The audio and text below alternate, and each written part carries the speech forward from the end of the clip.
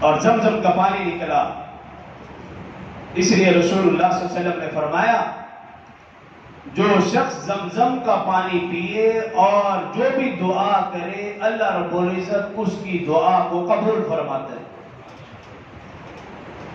اور فرمایا کہ خاص طور پر تم یہ دعا ضرور مانگو اللہم انی اسألک علما نافعا ورزقا واسعا وشفاء من کل داء.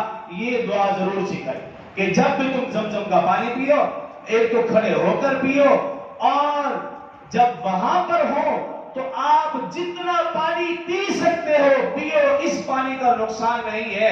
باقی پانی آپ ہاتھ سے زیادہ پیئیں گے وہ نقصان ہے.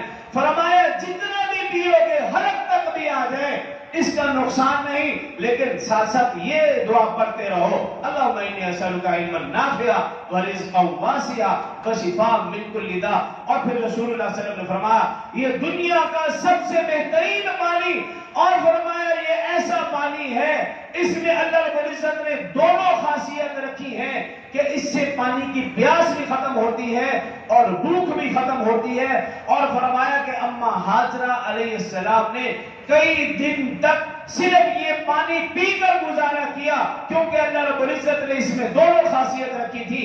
جب وہ زمزم کا پانی پیتی تھی ان کی پیاس بھی بجھ جاتی تھی اور کھانے کی بھی ان کو تمنا نہ رہتی تھی.